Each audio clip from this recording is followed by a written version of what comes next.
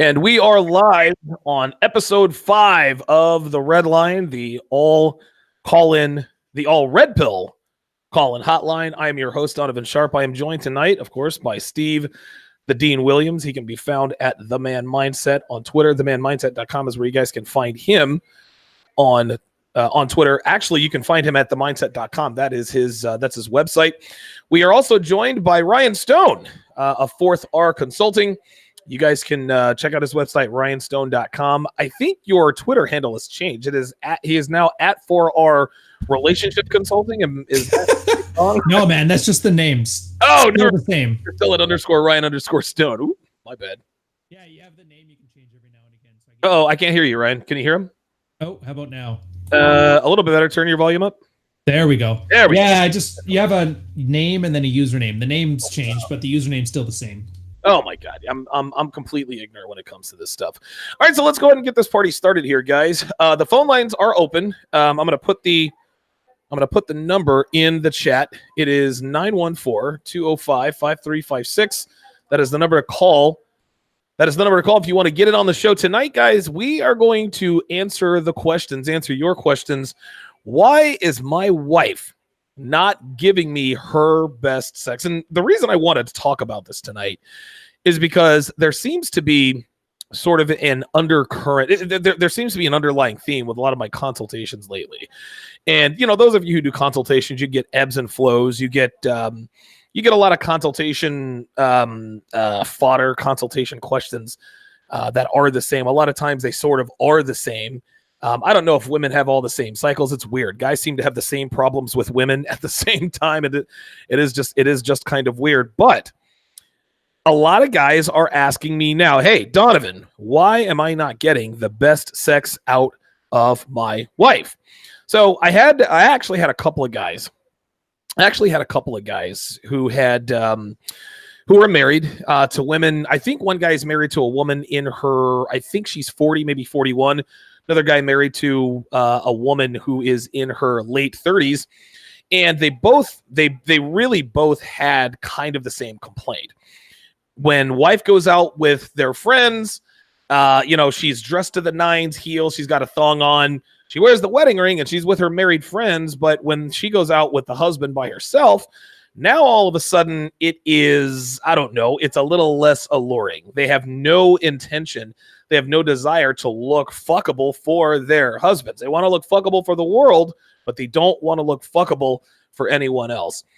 So Steve, I'm going to start with you, man. What do you think is the problem? Is this a problem that can be, is this an underlying issue, or is this a problem that should have been solved at the beginning? Well, it's kind of both. Number one, most guys are caught in what I call Miss Crabtree's 5th grade class of birds and bees. They only, this is a penis and this is a vagina, type stuff that they learn for the 5th grade. And they carry that over as they get older, and they don't learn about what I call the vultures and hornets. One of the questions I always ask my clients when they ask that question, the first question I ask them, and 9.8% of the time out of 10, they always say no. And I ask them, have you ever named the pussy yet? And they were like, well, what do you mean name it? And I said, now I understand why you're having the problem. See, a lot of guys out there, they think sex is just, a physical thing, just penetration. But they don't understand when it comes to women, there's an emotional aspect of sex that a lot of guys don't know about. So I've always getting those problems with a lot of guys because they just do the bare minimum mentally, and then they expect all the rewards on the back end, and that usually doesn't happen, Donovan. Good stuff. Ryan, what are your thoughts on this? We actually have a caller on the line, but Ryan, what are your thoughts on this? Because listen, you're a smart guy. You always have. You and Steve both always bring sort of a different perspective. I'm kind of the standard, red pill guy or whatever, but you guys think outside the box. Why do you think this is a problem with guys? Is this an underlying issue with guys? Is this the man's problem, the woman's problem, or both? This is very embarrassing. The audio cut out, and I missed the whole question.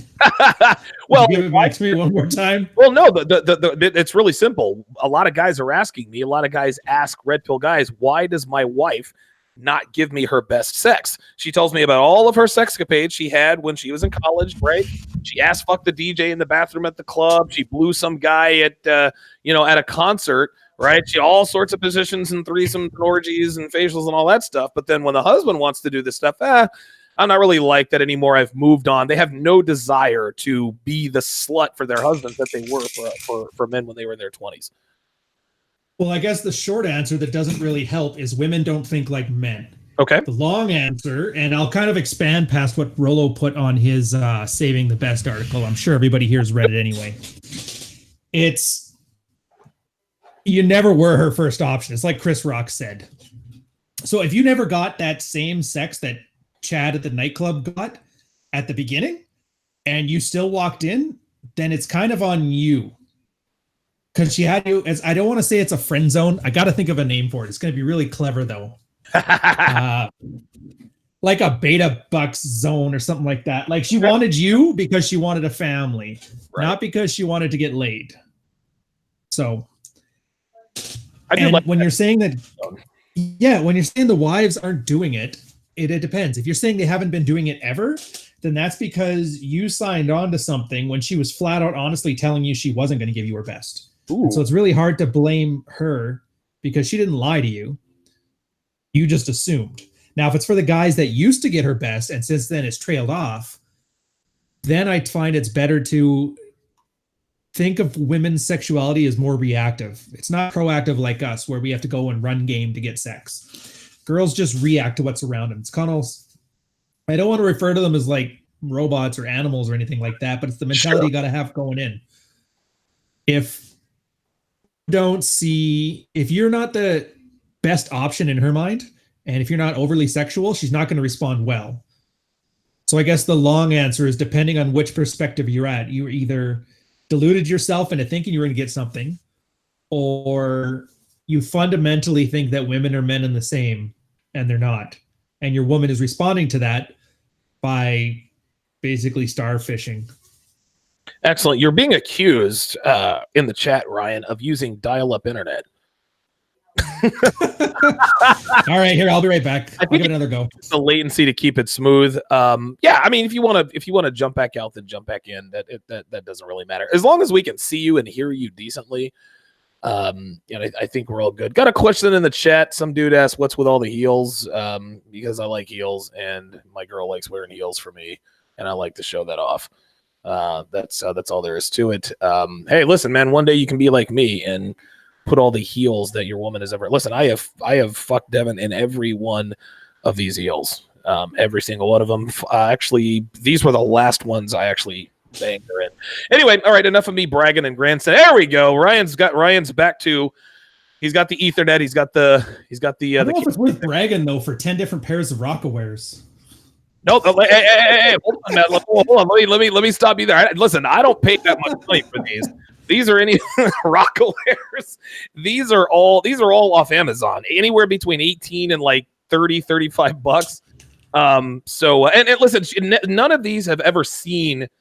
She's never worn any of these outside. Like none of really. No. This is why I don't pay that much for them, dude. She's gonna wear them for what?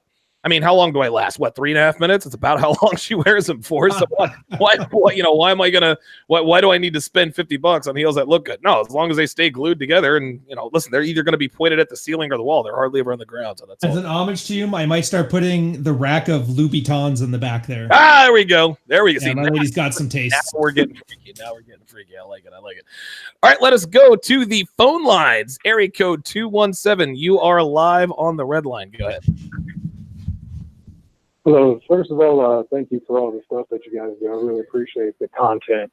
And Donovan, I just watched your video a little earlier about the Black community. Yeah. Can really relate to you on that one. Oh, okay. Yeah. So first thing, Ryan's video on the 1,000-foot rope, quick question on that, is 2 years too long. And then the second part of this is that I can relate to the wife not giving you the best. Been married for 7 years, and like after the first 3 years it just petered off to maybe once or twice a quarter, and then after that it just kind of dried up. Mostly she had this one incident where she just kind of broke down and said she was embarrassed to have sex with me, and I was just like, well, what's this all about? She said that I seemed despondent or something. really don't even remember what that was about or what was going in my head at the time. And since then, it's just been kind of dead. Because if you're embarrassed to have sex with me, why am I putting up with this? So after that, I was just like, you know what? That's fine. Your opinion. I can't fix that. Started going to the gym, lost like over 100 pounds, got a better Wow. job, Holy working shit. hard. So it happens. Don't really have much else to say to that. So I'll listen to your guys' feedback. Or if you have any further questions. Yeah, I was going to say, Steve, if you want to tackle this first, if you have any questions. Well, it's not questions, but you got to understand. I used to be a gigolo, so I'm usually on the other side of the stick of why I'm sleeping with a lot of people's wives, because they're not sexually satisfied at home.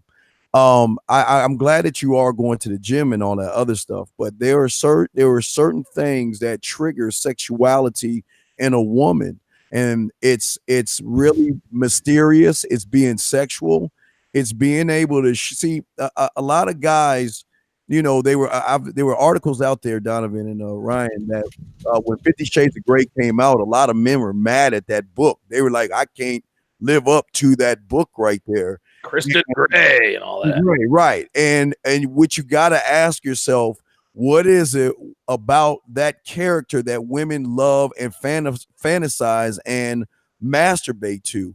And for a lot of guys, like I said before, a lot of guys are stuck in the birds and bees of what you learned either in porn or what you learned in elementary school in the 5th grade. There's another level to this, and a lot of guys understand sex to a woman. They like the physical aspects of it, but when you get into the mental aspects, there's something mentally that turns a woman on about certain things that a man can do in the bedroom or outside of the bedroom. And real quick, I always say, and it's the same thing as you kind of covered the first question, you know, you got to ask yourself, you know, you guys don't realize you got a sexual, a sensual, a romantic, a dirty, freaky, nasty, naughty self. You are broken to so many cells, but a lot of you guys don't know that. So you do this one trick pony thing to these women, and they get bored. And it's not the fact that she doesn't care about you. It's just that, unfortunately, she's not. There's no excitement. There's no fun. But let me ask you a question, caller, real quick. Have you named the pussy yet? Actually, I did. Oh, well, okay. What's her name? Not available for public consumption. Sorry. All right, well, let me ask you this quick question. When you're sending her a text message every morning, are you asking her about whatever the name of her pussy is? Before I used to, but things have gotten to the point where the relationship doesn't really look too good. So okay, well, it can be. I'm gonna toss it, but I'm just saying it can be fixed. And don't give up.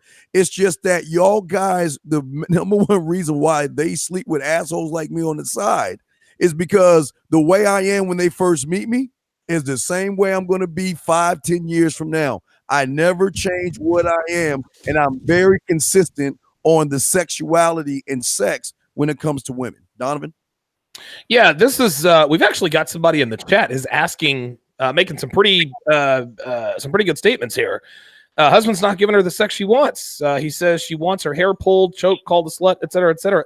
Hey, turn that down, would you? She wants her, she wants her hair pulled and choked and slapped and all this other kind of stuff. This is why, and you said it, Steve, you just talked about it. Oh my God, this Christian Grey guy is doing no. There's the only difference between us and Christian. There are two differences between the average man and Christian Grey. Number one, Christian Grey is richer than you. Number two, Christian Grey doesn't exist. Only he does, right? You have to release your inner Christian Grey. Listen, women don't want you to make love to them, caller. They want you to fuck them. Okay, they don't want, like, dude, this isn't some romantic comedy love scene. This isn't Top Gun, right? Remember when Maverick slept with what's her name, Charlie or whatever, and it was all sweet and there was roses and there was kissing and he made her a paper airplane. No, man, no. She wants that. She wants that Christian Grey. Tie me up, call me names, spit in my face, smack my ass, leave marks my ass so I can tell all my friends, oh, look at this bruise he gave me. That's the kind of sex your woman wants. I'll pass it off to Ryan. Oh boy, a lot to unpack with this one. Yes, sir. Stupid feedback in this thing. Despondent. Ha! So I guarantee you one of her goofy friends or an article told her to say that. Oh, yes. For the caller, I forgot. What was his name? What's your name again? He didn't give his name. I called him area code 217. What's your name, 217? You can just call me Jay. That's fine. He did call him Joe or Jay, whatever. Jay, good. Okay, Jay, your first problem is you're listening to what she says. I bet you anything, at some point you've gotten post-it notes or emails or long-winded text messages about her feelings. Maybe not now, but you used to. And I bet you responded to them like a big goofy dope. So don't. Understand that what she's doing when she talks to you is she's processing her emotions. And when she's emoting, in this case calling you despondent, all she knows is she feels uncomfortable about you propositioning her for sex. And so using those big fancy words and making up big fancy arguments is her way of processing why she feels weird about it. Because she knows in her front brain that as a wife, you're supposed to have sex with your husband.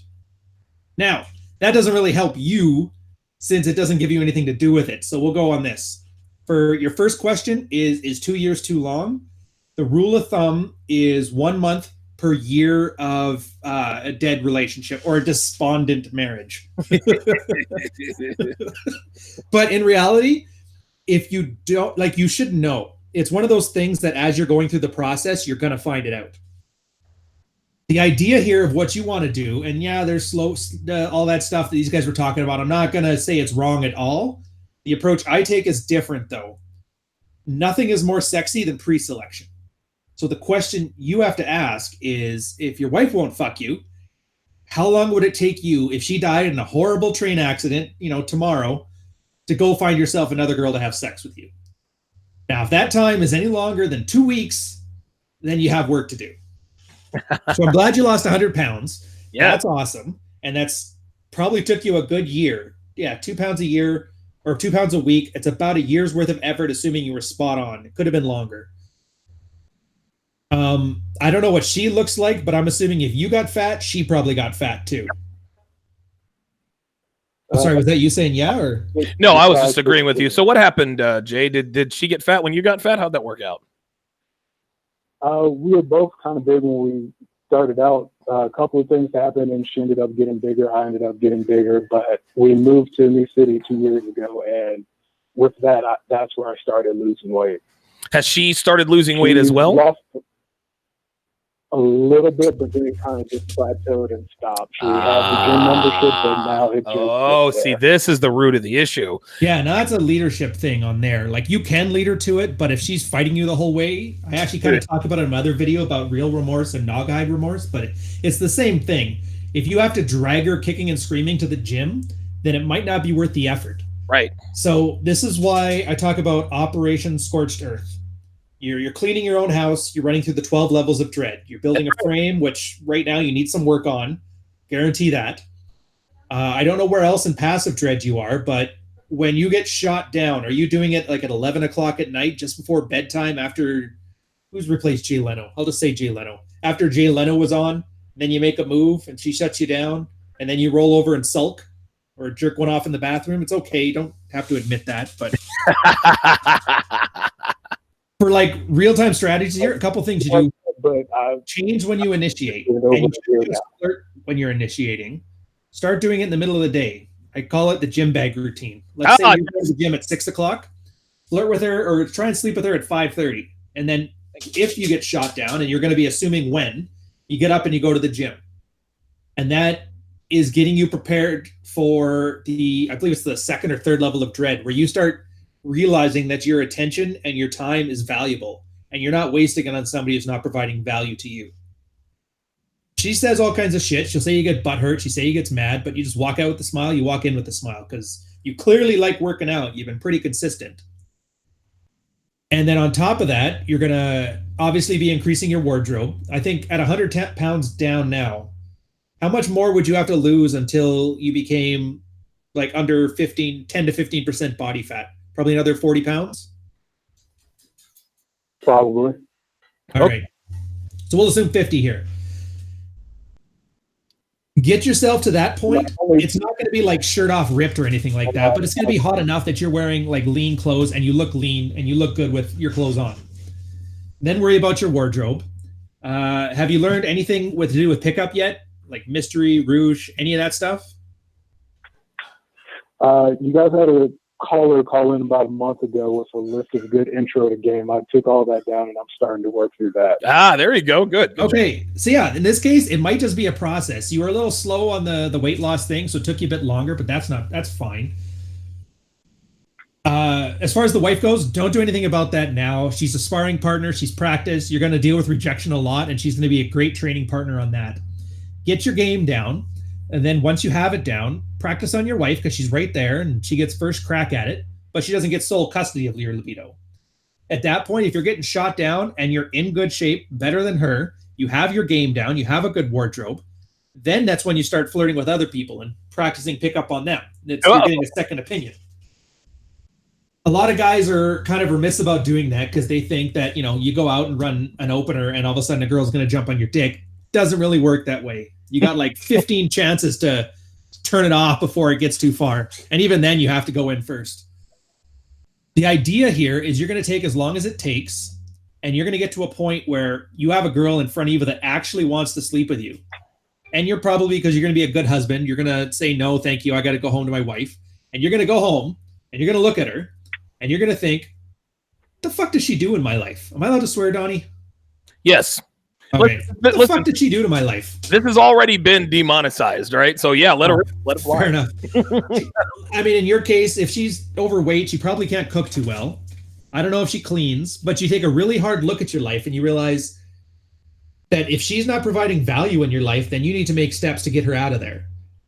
Now, for most girls who are half-ass competent, they'll start noticing girls giving you that extra stare, grabbing on your arm, seeing how cute you are, and they start acting right away, because nothing sucks worse for a woman than losing a man who looks better than her. And the problem with that, and that's where the 1,000-foot tow rope comes in. Until you're basically at that point where you're ready to kick her to the bricks and you know you have better options when you do, they tend not to want to move because girls are lazier than guys. Oh my God. So I know that's a bit of a longer Rolo-esque no periods question, but I think it helped answer your question here. Let me know if there was anything I passed over. Let me before I toss it here to Steve, big shout out to Rodrigo Castillo with the $5 super chat, taking a page out of Steve's book. You got to fuck her mind before you fuck her. Freelance Ronan with the $5 super chat says, drop it into the tip jar. Gentlemen, Steve, you had something else on this. Yeah, I'm gonna take this to the other side of the spectrum because I'm just going man mindset, and this is how I am. So I'm gonna keep it 100 with you, fam. About to talk that yak, get your crowns. No, it's not even you're the problem. Okay, now listen, young man, you got 217. Listen, Steve says you're the problem. Why is that, Steve? I'm gonna tell you why you're the problem. See, you're not a man about your shit when it comes to this woman. There's nothing about you that shows that you take control. There's nothing that shows that you're mysterious. There's nothing that shows that you're a challenge. I don't see any intensity in you. I don't see any power. I don't see any assertiveness. I don't see any of these things in there. And what you want to do is you again about the thing about being a man, and I'm just on my side of the spectrum. Right, and don't take this personally, caller. This is I'm trying to help you. It's about accountability and responsibility. And if you feel like she's not doing what she's supposed to do to you as a husband, you cut that goddamn woman off. You don't sit around and wait. You look, we teach guys to be transparent, clear, concise, and impactful. That's being a man. You got to learn how to stand up on your own 2 feet as a man and let her know what is. Now, again, you can go to the left and do what Ryan is telling you, or you come on this side and do what I'm telling you. You got your choice. But I'm telling you, Steve, it's the same thing, man. Right, but the only difference is, see, you're already there. So for you, when you just say be a man and hold your shit, that's easy for him. I'm going deeper than be a man. I'm going deeper than be a man. Give her, man. Sorry. Right, but no doubt. What I'm saying to you is this. I'm not telling you to be a man. What I'm telling you to be is learn yourself and learn what you expect out of the relationship. The problem is you don't know what you want out of a relationship. And every day that goes by that she's not giving you any ass, you're rewarding her good behavior. Maybe it's a meal. Maybe it's flowers. Maybe it's Christmas presents. Maybe it's flowers on Valentine's Day. You're the reason why she's doing what she's doing because there's no repercussions for her bad behavior. Now, you can keep on doing what you're doing right now, but I guarantee you, it doesn't matter if it's her, the next woman across the street, or the one around the world. You are still the same person. There's no difference in what you are and how you present yourself to these women. Now, when I say be a man, I'm saying learn you. Learn your body, learn your standards, learn your laws, rules, and codes, and stand by those things. If you cannot see, you're thinking one thing, but your behaviors are not in line of what you're thinking. That's why you're not getting the respect that you're getting. But don't blame her. She is only doing what you are allowing her to do, young man. So at the end of the day, don't look at her because she's not fucking you. Look at you and ask yourself, why isn't my wife doing what I expect a wife to do for her husband? And if she can't do it, you better get her papers ready and get her the hell out your house. Let me ask you something, caller. You are married to this woman, correct? That is correct. Okay. How long you've been married to her for? 2 years, you said? No, 7. Wow. We've Okay. Do you guys been in the new city for 2 years? Okay, gotcha. Do you guys have any kids? No, we do not. Nor any property. I'm telling you, man, at this point, yeah, man. if he can't walk away and pick up another one within 2 weeks, then he knows what the roadmap is. Consider a relationship, it's already dead. She's basically taught you how never to get into a really shitty relationship again, so kind of thank her for it. But go through the stuff I did, do that mental stuff that Steve was talking about, and then once you're at that point where you can replace her. Yeah, listen, Ryan mentioned it before. It's called the 12 Levels of Dread. Last question to caller before I let you go here. If your wife were to lose 100 pounds, would you still want to bang her? Ooh. Okay, see? No, let me stop. No, hold on. Let me stop it right there. Listen, hold on. The answer is no, dude. The answer is no. Listen, you've already fallen out of lust with your wife. Listen, you've been with your wife for 7 years. I know you love your wife, but just because you love a woman doesn't mean you still want to fuck her, right? Like, that's just kind of how that goes. The reason why you love her is because you guys have a 7-year history. That's got nothing to do with what you want to do with your dick. And it seems pretty clear to me. Now, here's something else I agree with Ryan. You've got to drag, if she's going to the gym, if you have to drag her to the gym kicking and screaming, dude, there's a problem. And I think what you really need to starting maybe to wrap your mind around is it might be time for divorce. And I know that's the easy way to, get her the hell out of there. But my guess is that you guys are probably around the same age. She's actually just a year older than me. I'm 35. She's 36. So you're 35 and she's 36. Correct. Okay, yeah. Advantage you. Get your shit together. If she doesn't follow suit, dude, she's got to go. That's really all I got. Thanks for the call. Mm-hmm. Area code 217. Ryan, you mentioned something. And again, 914-205-5356 is the number to call if you want to get in on the show. Let me see here. Give me 1 second. I'm squeaking this this son of a gun chair. You already said it, dude. Don't even worry. Yeah, I still need to practice. But one thing that Ryan said a little bit earlier, and I think Steve would agree with this, is we always ask the question, were you her first choice? Right? If your wife is giving you the kind of sex that she had, if she gives you the kind of sex that you want, the kind of sex you demand, chances are you were probably her first choice. So Ryan, let me ask you this question. I'll ask the same to Steve here. How do you know if, like you said, your woman is sort of putting you into the beta bucks category? How do you know that you are being selected for the beta bucks? How can you tell if you're okay? Listen, dude, they know. Guys know. There's no way a guy doesn't know if you're not getting hot and steamy sex. Listen, I agree with you, Ryan. Us three, we know. But here's this guy's confused. Why? He knew. He chose to ignore. And that's the flat out truth. That's as way back as mystery. Do you remember when they used to talk about Sniper Game and how it was useless? It's exactly what's happening there. You end up with somebody who comes across as a challenge, but in reality, they're just not interested to the same level as you are on sex. And you take it as a challenge instead of as a warning. And so you dip into that. And then that's when, like, I would wager that her fattening him up was her plan more than his. Obviously he went along with it.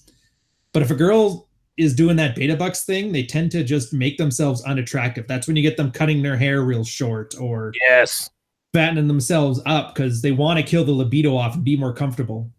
At the very least, it's just lazy, and you shouldn't be in a position where you'd have to put up with it.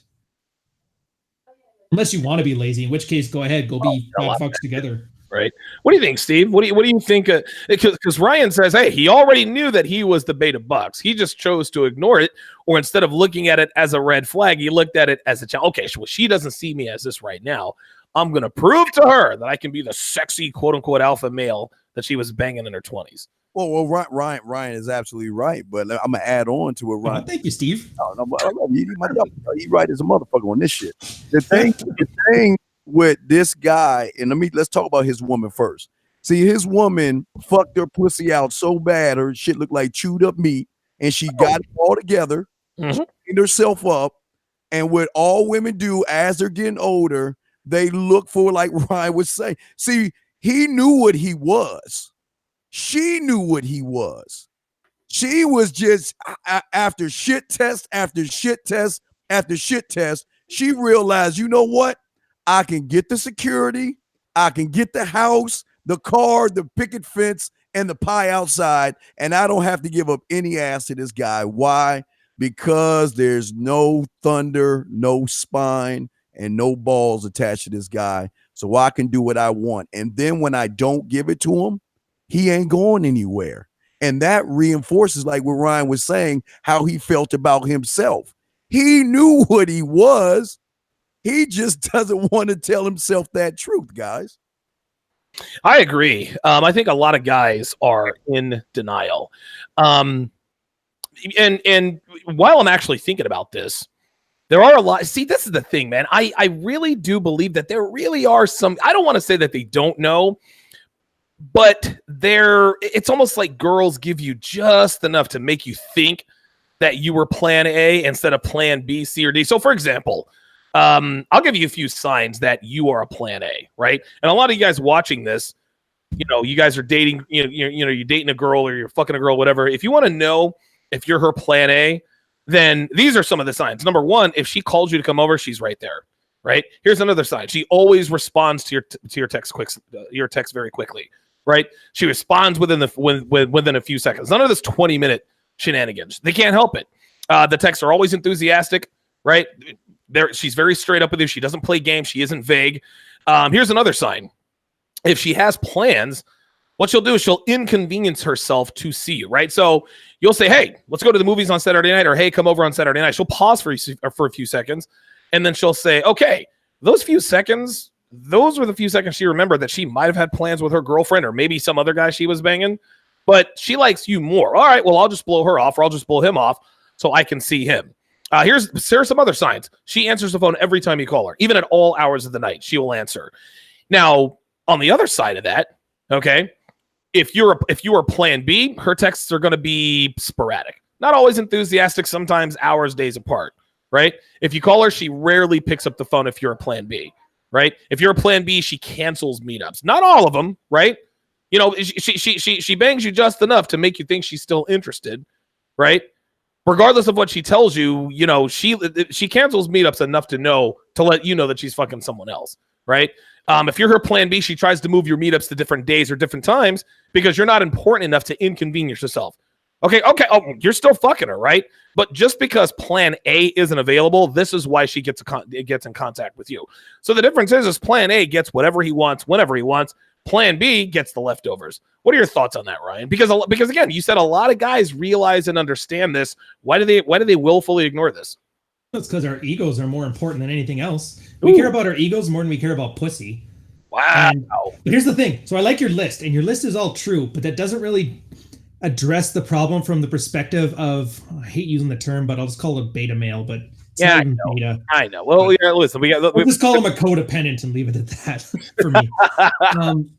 Call him is that they'll come up with, and then the smarter the guy is, the more pronounced this is, they'll come up with all kinds of excuses as to why that didn't count. So all of your things, they will follow your checklist from 1 to 99, and they will come up with an excuse why each one of them didn't count or was somehow justified. So the problem isn't so much that they don't know what to look for. It's that they don't know how to have abundance.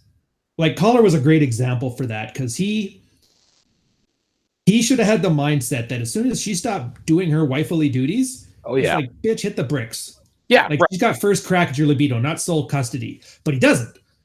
And so that's why we have to give all these little like hints, tips, tricks, techniques, strategies, like routines. All these things are for him to practice what it is to have frame and abundance and whatever term you want to throw onto the end of this. Basically being a man that a girl enthusiastically wants to have sex with for the sake of it. And at the end of the day, that's all you need is that resolve. That's the whole point of Dread, is for him to get to that point where he's willing to kick her out in order to get what he wants. And once he's there, it'll click. But until then, the Donovan's 99-point list there is perfect. That makes sense. No, it makes ramble. No. It makes perfect sense. What you did is you filled in the blanks, right? Like that's what I'll fill in all those holes. You filled in, yeah, right, exactly. You got holes to fill. I got your hole filler right here. Steve, what are your thoughts on some of those signs that you're Plan A? Because again, if you're Plan A, you're getting what you want, not if you're Plan B. Well, yeah, if you're Plan A, absolutely. But for most guys out there, the majority of them are Plan B guys because they don't have a sense of self. I always tell guys they got to draw a line in the sand or burn the ships. One of the greatest things about being a man is learning sacrifice. You've got to be able to be willing to sacrifice the thing that you love. And please don't get me wrong. I'm not telling you not to love your wife. Love your wife if you want to love her, or care about your girlfriend if you want to care about her.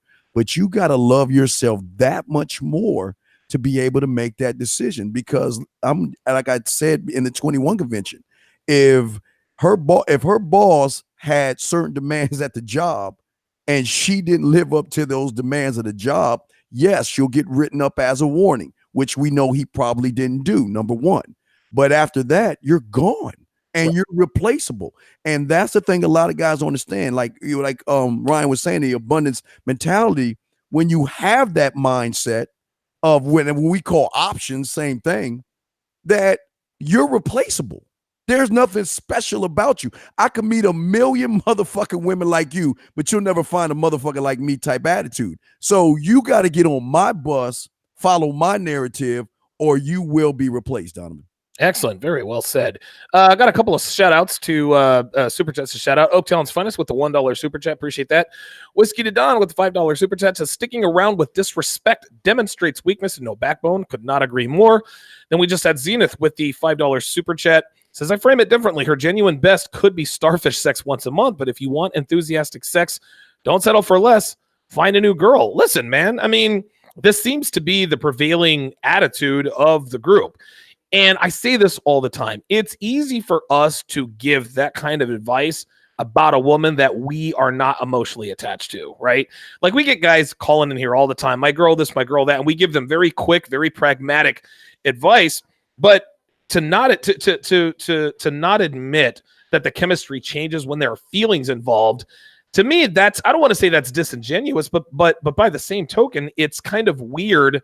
It's kind of weird how we do that. So Ryan, when feelings are involved, right? So when a guy says, all right, well, if she's not giving you the sex you want, you got to move on. Because you and Steve are both very smart guys. What would you say?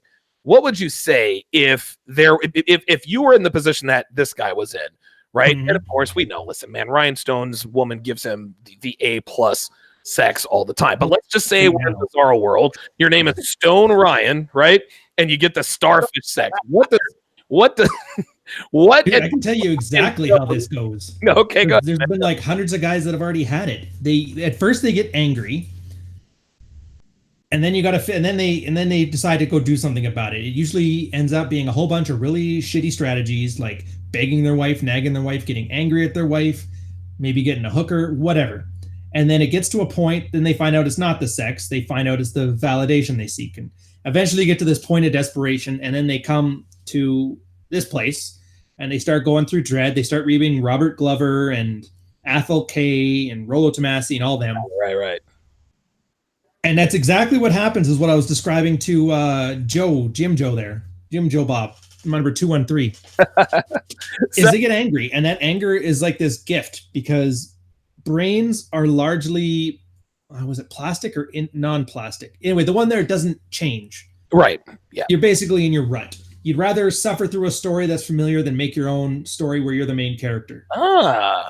But the thing with anger that's beneficial is it encourages your brain to become more plastic and actually take in new information, change your mental models.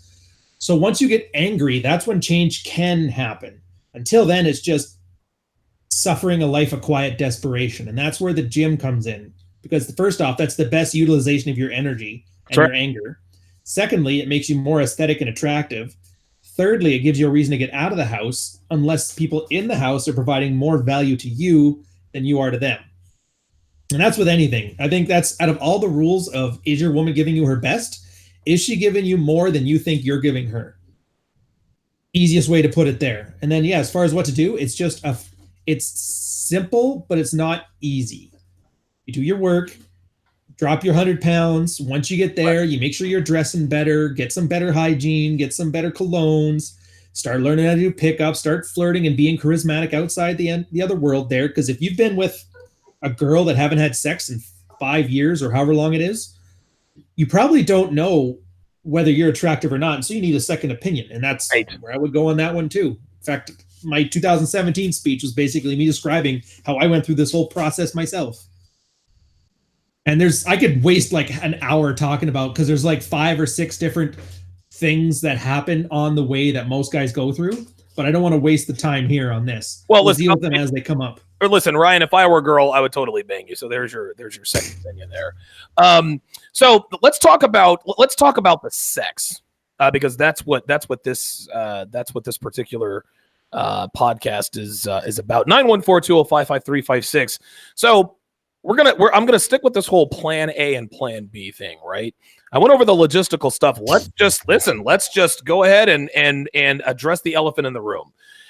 You know that your plan A is when she gives you her best sex, right?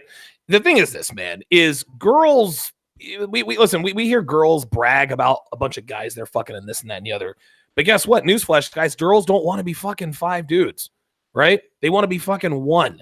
The only reason why they fuck a bunch of dudes is to keep that abundance mentality, number 1. And number 2, it's because it's really easy, right? Teach them a lesson for not buying them that pony at 9 years old. Hey, listen, real talk, though. That's exactly how it goes. The guy, again, always assume that the girl you're fucking is fucking somebody else. This is one thing that MLD says that I agree with 100%. Always assume that when she is not with you, she is swallowing dicks by the dozen. That keeps her feelings at bay. The point is this, guys. The one she's fucking the most is the one she wants to be with. She spends the most time with him. Yeah, she spends a little bit of time with others, but she gives the lion's share of her time to the guy she wants to fuck. Anytime he wants to fuck, she's available. After work, at lunch, before work, weekends, whatever the case may be. Let's take it one step further. The dude she's fucking the most, by the way, that's the dude she gives blowjobs to all the time, every time, without exception. Listen, think about the girl you're fucking now. Think about when you used to start. Think about when you used to start fucking your wife, your now wife, or your now longtime living girlfriend. Did she suck your dick every time you had sex with her? Because if she didn't, she was fucking somebody else. This means that you were plan B and she settled for you. Every time you fuck, your dick is in her mouth, before, during, sometimes even after you fuck, sometimes even all 3, right? She swallows, she does facials, dude, she gives you anal sex, whatever it is you want. If you are plan B, okay, she sucked your dick the first few times, but she doesn't do it anymore. Swallowing, maybe after the first night, but never again. Anal sex, negative. That's reserved for the guy who was plan A. So this takes us to this takes us to the genesis of what we're talking about here. And Steve, you said you wanted to say something about the caller a little bit earlier. Yeah. I want to. I don't want to be Steve Williams. I want to be William Steve. Like, you stupid. You want to be Bill Stevens? I want to be Will Stevens. Yeah. What the thing that I think a lot of men out there don't understand is that it all has to start with you.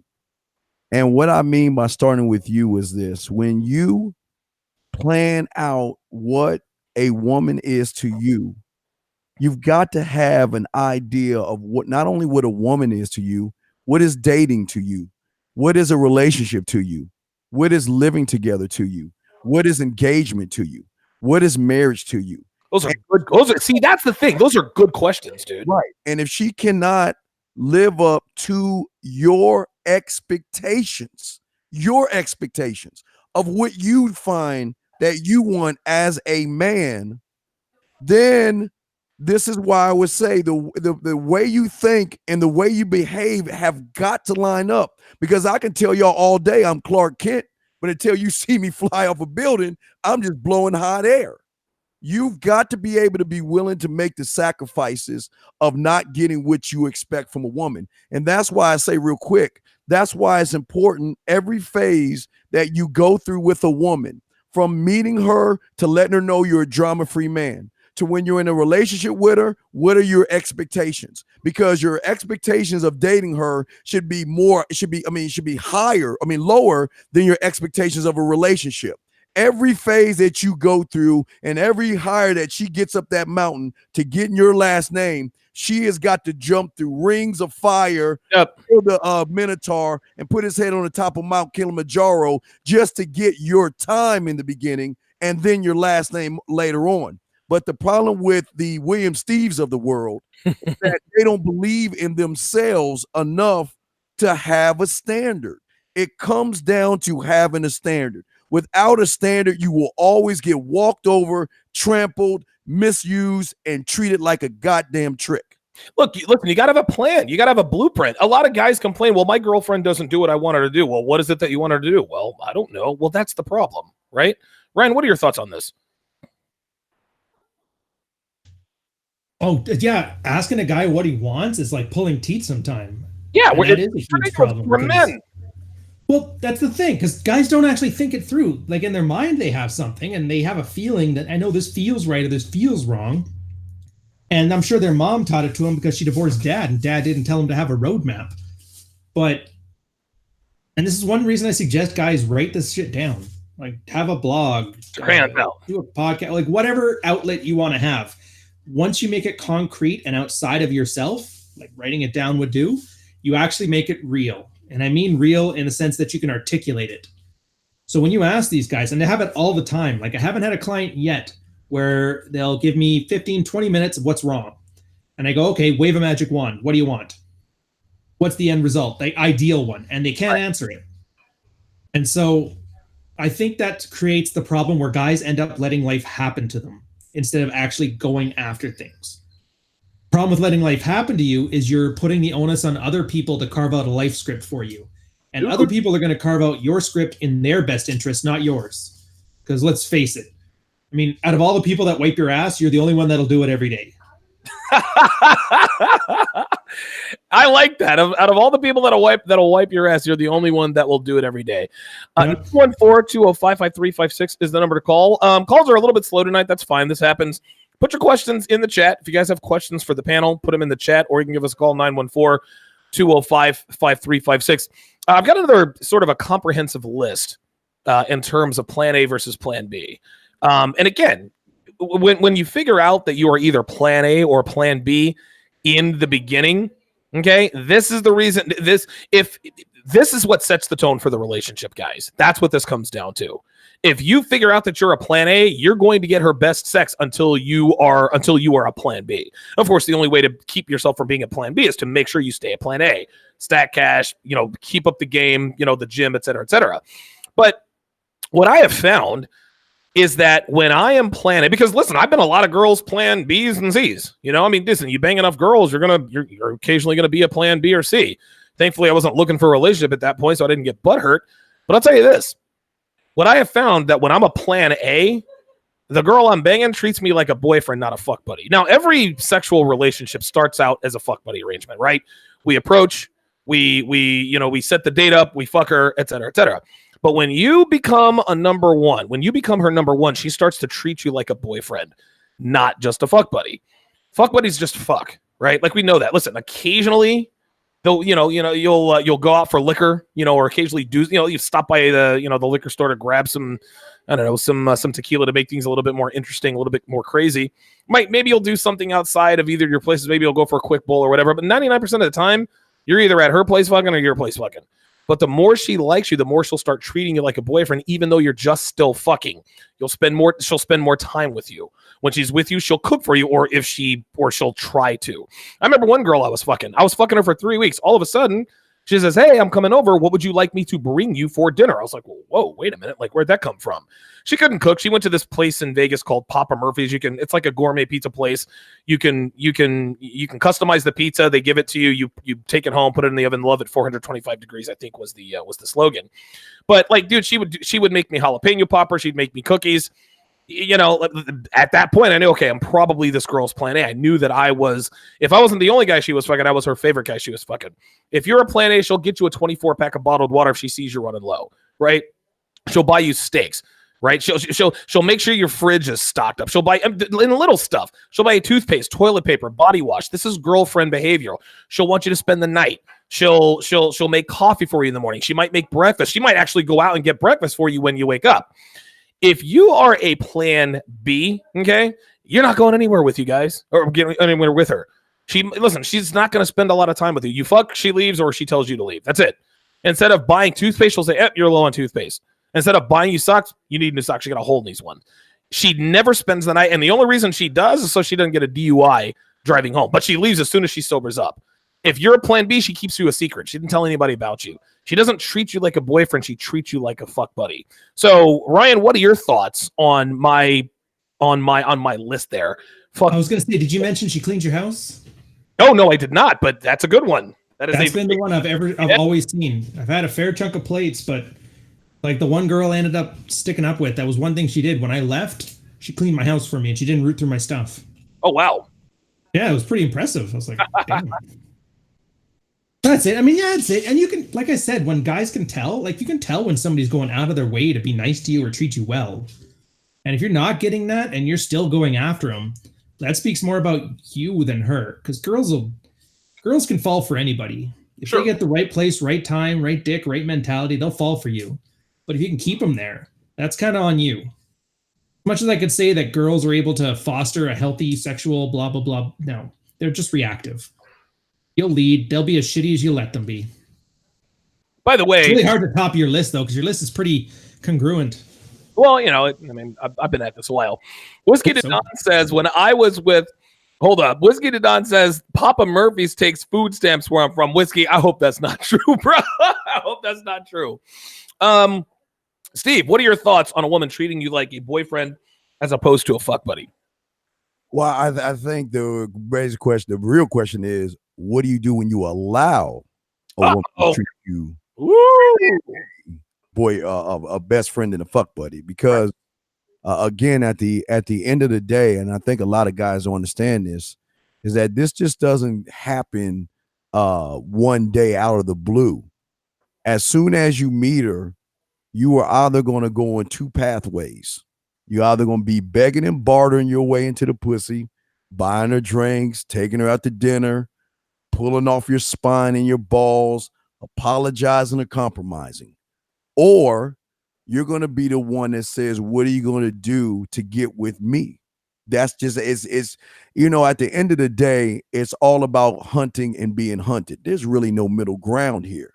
But what guys need to understand is we got to stop making excuses for ourselves and see, the biggest problem we do is we try to cheat the one thing you can't cheat. And I hate using the word the game. But it is. Yeah, but they try to cheat the game. But more importantly, they cheat the truth.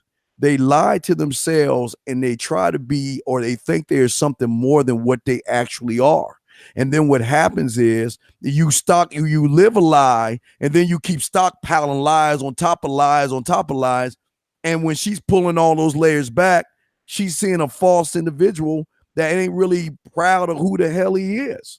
And and this is what gets the ball rolling of disrespect, because when a woman is really, really into you, to add on to what you're saying, she's going to let you touch her without pushing you away. She's going to tell you how cute you are and how sexy you look, even if you are looking ruggedy and terrible. She's going to call you back when you hang up the phone on her. That's right. And when you're sleeping at night, she'll stay up awake watching you sleep, just to watch you sleep, just so she'll know how it is. There is a whole different thing. But at the end of the day, guys, it is going to start with you. And I'm going to piggyback on what Ryan said. If you want to go to the gym, go to the gym. If you want to wear new clothes, wear new clothes. But what I'm going to say to you is do that for you. Don't ever do it for a goddamn woman or you're going to lose. Go to the gym because you want to go to the gym. You want to lose weight. Buy new clothes because you want to feel good about yourself. Don't do anything for a woman because as soon as you do, you lose, gentlemen. Donovan? Yeah, Antoine17 said something in the chat. I think he misunderstood what you were saying. He says, disagree. At the beginning, you have to chase. Now, there is, and this is actually a pretty good topic for us to do maybe individually or as a group. What is the difference between chasing a woman? What is the difference between pursuing a woman and being thirsty? Because women like to be pursued. Of course they like to be pursued. If you don't let a woman know through your actions that you are interested in having sex with her, she is not going to come chasing after you if she doesn't think you want to fuck her. So let me bounce this off Ryan first. Okay. What is the difference between pursuing a woman, pursuing a woman the way you need to pursue her, and being thirsty? The no. The what? The no. Okay. Okay. You know this as well as anybody. Out of every F close you get, or every time you manage to sleep with a woman, Yeah. you probably got 10, 20 rejections. Of course. Let's be generous, because you are Donnie after all. Let's say 5. On a bad day, I got 5. On a bad day. Those 5 girls that said no, you probably moved on. No, well, thank you for your time, or some kind of politeness. Like, no reason to be rude about it, because you know there's somebody coming down there. That's right. So the difference between thirst and chasing is when that guy with thirst gets that no, he doubles down and he treats it as a challenge to overcome. If you notice the theme here from hearing the first caller, Joey Joe from 9152 and 3. Yeah, right. I can't remember his name. I just remember it had some J's. I thought it was Jay. Jay. Something like that. Yeah.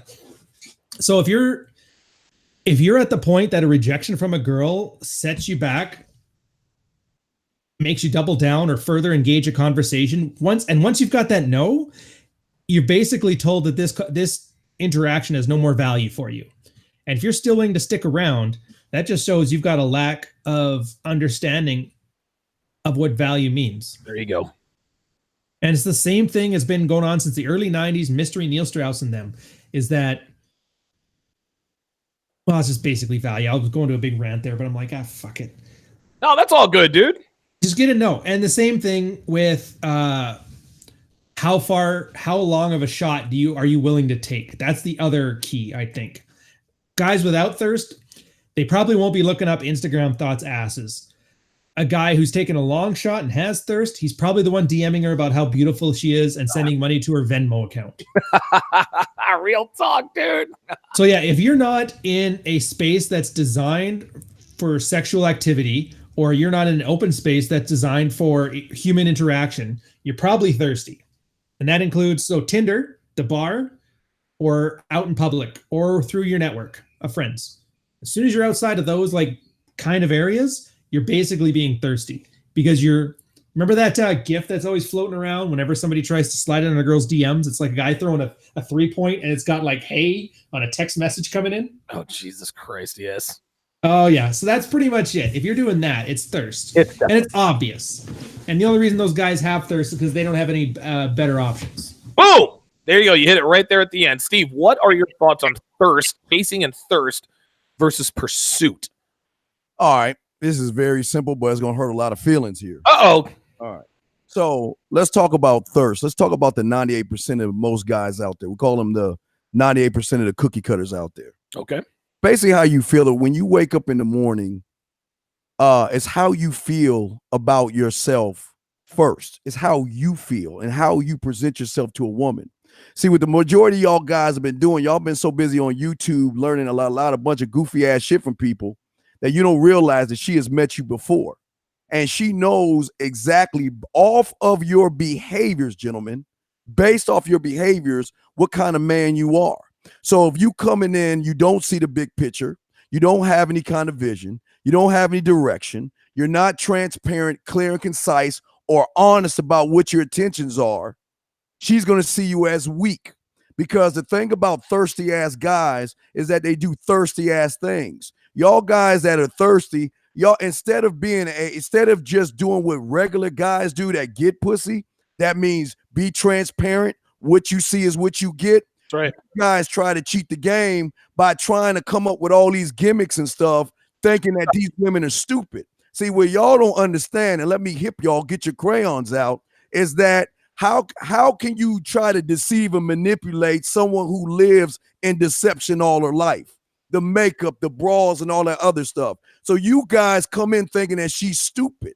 You guys come in thinking that, okay, I'm going to do this and I'm going to try to be this way instead of being yourself. That's what makes you thirsty. When you sit around and you're focusing on problems, when you're sitting around blaming everything that goes wrong in your life and you come out of you're thirsty. When you're living in the past and making excuses, you're thirsty. When you're dwelling in fear, you're thirsty. When you lack personal development, you're thirsty, because all you do is come in trying to throw shit up on the wall, hoping something sticks. And the only thing that's going to stick is her having the high ground and seeing you as more of a commodity to be a shoulder, a chauffeur, or rent. She doesn't want to sleep with you. Matter of fact, she's disgusted by you because most of you guys, again, you try to cheat the game. You guys got to understand. You can't, and you know myself and Rosebud Bitter Dose from American Pimp laugh about this all the time. Y'all guys come around and you think you can cheat the game. You can't cheat the game. That's why you were losing with these women, because y'all are so busy playing checkers with these women when they're playing 3D chess. That's where you're losing. Wow. Comes in that. But now let's talk about the guys who are not thirsty. What you see is what you get right here. My name is Steve, the goddamn Dean Williams. I am not going to fake, lie, manipulate, or deceive a woman. What you see is what you get. But most importantly, what makes the difference between thirsty and getting a woman is this. I keep telling my guys all the time, I'm not going to try to fuck a woman. That's y'all jobs. Y'all can bend over backwards and do everything you can to try to get some ass. No, when you really good at this game and you know what you're doing, y'all never heard of a woman wanting to fuck you. That's what y'all don't understand. I'm not going for the pussy. I want the pussy to come to me because she knows my value. She knows my worth. She knows what I bring to the table. But if y'all want to keep playing those games, you go and keep playing those games. But at the end of the day, you're going to be like that last guy that called a little while ago, wondering why your girl ain't respecting you. At the end of the day, the difference between thirst and being real is how honest you are with yourself, Donovan. Woo! Wow. Somebody just said, holy fuck, this brother is the uncle we never had. This is why we call him the Dean. I'm going to give my take on this, and I'm going to take you guys back to the prehistoric days. I'm going to give you guys a little bit of history lesson. We're going to go back to the, Paleozoic, Mesozoic, and all that other kind of stuff, flexing my cerebral brawn here. Here's a tale of two cavemen, okay? Neolithic and Paleolithic. Oh, Jesus Christ. Did I just say Mesozoic and Pale? Anyway. You're talking about like trilobites and shit. Hey, it's been 30 years, man. Give me Anyway, you get the point. Prehistoric times, dinosaurs, pterodactyls, right? So you got two cavemen, right? One's name's Fred, all right? The other one's name is Billy, right? Fred, they both have caves, right? Well, Fred right now has a stack of, I don't know, maybe 5 wildebeests, 5 dead wildebeests in his cave, okay? The other guy, Billy, he only has 1 wildebeest, and he knows he's eating that tonight. And after he and his family eats that wildebeest, he knows he's got to go out and get one. So when Fred and Billy go out and hunt wildebeests, Fred's going to do what he has to do. Listen, if he catches a wildebeest, fine. He knows he has to continue to catch and stock wildebeest to keep his family alive, to keep the gravy train coming. But if he were to go and chase one and not get one, he's really not going to be that stressed out. Little cause for concern, but nothing to write home about yet. If Billy goes out and fails, if he comes upon a wildebeest and he fails the first time, he's going to keep chasing that wildebeest. And the reason he's going to keep chasing that wildebeest is because he's only got one left, and his family is working on the one that's got left. Gentlemen, the difference between chasing and pursuit is that when you chase a woman, you are showing what's called a scarcity mindset. If you continue to chase a woman who is not showing interest in you, you are showing thirst. You are showing abundance. You don't have any other options. You don't have anything else in the pipeline. This is why you continue to pursue this one girl. But if you're like Fred and you've got 5 or 6 girls, maybe even 2 or 3 girls, in your rotation, you understand that you have to continue to talk to girls, keep finding new girls to keep in your rotation, because listen, the wildebeests are going to get eaten at some point, right? You know what else is going to get eaten is the girls. The girls are going to leave at some point. The most girls I've ever had sex with at the same time in my rotation is 5. I did that for 2.5 weeks, guys. I had sex with 5 different women over a 2.5 week period at least twice. Guess what? At the end of right near the end of the 3rd week, 3 of them dropped. One ghosted on me. The other one admitted to me that she had a boyfriend. The other one said, I can't fuck you anymore because my fiance just proposed to me. I go from 5 to 2. It's not easy. This is why you have to keep adding girls. So to the guy in here who says, no, at the beginning you have to chase. No, you don't. If you are always pursuing women, if you always have women in your pipeline, you'll never be thirsty. Women know the difference between a man who has options and a man who does not. A woman has to know you want to fuck her. There's no doubt about that. But dude, thirst is unmistakable. Women can detect thirst a mile away. They're women. This is what they have to do. This keeps them from fucking losers, right? If you have abundance, you will not show thirst. But if you show scarcity, she knows that she's the only girl you're chasing, and that is absolutely not attractive. Steve, what you got, man? I just want to say this. This is why we teach at the Man Mindset. We don't teach you to chase women when you first meet them. We teach you to find out, is she worth your time? That's the difference. You don't have to chase these women, and they don't have to chase you. The first thing you need to see is if she is worth your time. Then that way, Donovan, there's no thought of rejection, no running behind her. There's no knocking yourself down. It's a fact of, if she worth my time or she's not. So there's no chase involved, Donovan. You're right, brother. Got a question in here from the chat. Actually, we've got a phone call, and then we'll go and answer that question here. Let's go to area code 510. You are on live at the Redline. Go ahead. How's it going, gentlemen? Doing good. So I have a question. I was dating a girl, but I decided to drop her because she was refusing to have sex if she won't stay at my place. So she would say, like, I would only fuck you if you let me sleep at your place afterward. And I wasn't down with that, so I decided to drop her off. But my question is it a good idea to drop a girl off even if you don't have other girls lined up in the back? Ryan, I'm gonna let you go first. So his question is, yeah, well, that I could hear. I'm just wondering, like, what do you want? What is it? Why don't you want her at your place overnight?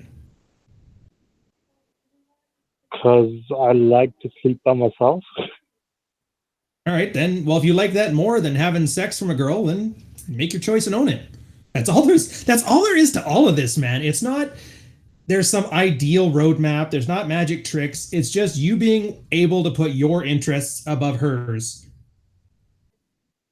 unless she gives you a good reason otherwise. And in this case, she wanted to sleep at your place, and you want to sleep by yourself. You're willing to give up sex to do that. That's great. Onus is on her to give you a reason to say otherwise. So I would say, so long as that actually is what you want, then yeah, of course it's the right thing. It's exactly what you want. I want to sleep by myself, and I don't need to have sex tonight in order to get that. right. You know what? Let me ask you something, Call, because here's what I think. I think what ended up happening, I think the caller thought it was a shit test, right? Like, caller, is that what you thought it was? In other words, she says, I will have sex with you, but only if you let me spend the night, right? And you thought that if you let her spend the night, now she can control you with sex. Does that sound about right? Yep. I mean, I was just seeing shit tests on shit tests back to back. Like, first she called some stupid shit while we were at like a coffee shop. She looked around for people being around us, and then she's like, you have a small dick. And I looked at her face, and she was looking at people and not looking at me when she said that. So I know it was shit test. And then after that, when we get home, that's not a shit test. A shit test is flirting. It's like the same thing as when a guy nags. Open disrespect is not a shit test. A shit test is not, if she treats you as a punching bag, can you take the hits? Shit test is not lighting yourself on fire to keep others warm. Personally, that's not at all fucked up. All kinds of fucked up. Think about that. I think you got a little dick. And I don't know what you said. Did you just stare? Or did you say something back? Or did you just laugh? Or what did you do? How did you deal with this shit test? Bitch, shut the fuck up. You know my dick. You know what size my dick is. That's the reason you're back at my place. Oh, My you dick- failed. You failed. That's not bad. That's not bad. You listen. I don't know. You failed that shit test. If a girl ever said to me, Donovan, you have a small dick. This is the biggest 3-inch cock you've ever seen. Make her laugh about it. If it ain't a big deal to you, it's not a big deal to her, man. That's it. That part, yes, the laughing about it. I would just go with it. Yeah, it's pretty small, and then leave it there. small. And Yeah. stare awkwardly, whatever. Like something make it funny and show you don't take it seriously. Listen, it's big enough for you to be here in my bed wanting to spend the night, right? Mm. Listen, I agree with the That's caller. exactly what I think. Okay, well, good. Now, Steve, I'm gonna come to you with this, Steve. I agree with the caller in that I don't think the caller was really interested in spending the night. I think what the girl, not the caller. I think the girl of the caller she wasn't interested in spending the night. She wanted to find out how important sex was to him. Okay, let's give him a shit test. Let's find out how thirsty he is. Hey, I'm only going to have sex with you. I'm only going to come over if you let me spend the night, right? So if he says, all right, well, come on over, I'll let you spend the night, but only if you have sex with me. Okay, now I'm thirsty. The guy said, fuck it. Like, I like sleeping I like sleeping by myself more than I like having sex with you. So, Steve, what are your thoughts on that? Was that a shit test, or was that just her trying to control him? I'm gonna give him an A+. Yes. Oh no, that was a comment. That wasn't a period, doctor. Oh no. I'm gonna give him an A+ for standing on the fact that if you don't want her over your place, that's what you don't want, and I'm glad you feel that way. Now, I'm gonna give you that A. Now, everything else, I'm giving you an F-. I wish a motherfucker would pump enough blood in her chest to form a disrespectful remark in front of people and not get checked. That's strike one on you. I mean, y'all can find it funny, but I'm on this thing. I'm on the other side of the spectrum. You better behave like you know who the fuck you are when you're around me. And you are not going to disrespect me. You can say whatever you want. You know what? I'll get up and go, or I'll call that next woman right in front of you and say goodbye. I don't play. I don't listen, guys.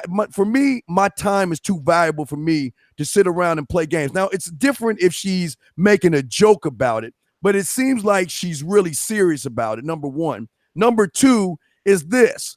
With y'all guys, y'all don't know about. See, this is where I go about the vultures and hornets. Right. Y'all don't know how to kiss. Y'all don't know how to eat pussy. Y'all don't know how to fuck. Y'all don't know how to make her toes curl in her mind for her to say this. Well, let me come over there and suck your dick and fuck you. And you know what? I'll make you breakfast in the morning because I know that you won't want. I know you don't want me over there, but I'm gonna make it worth your while. See, y'all don't even understand. That's what amazes me about y'all guys. I know it sounds like a fairy tale what I'm telling you, but that's how it is on my side of the street. I know what I can offer a woman, and she knows what she gets. She gets the Willy Wonka golden ticket of the amusement park of me, which makes her, guess what? Know that, guess what? She gonna cook me a meal.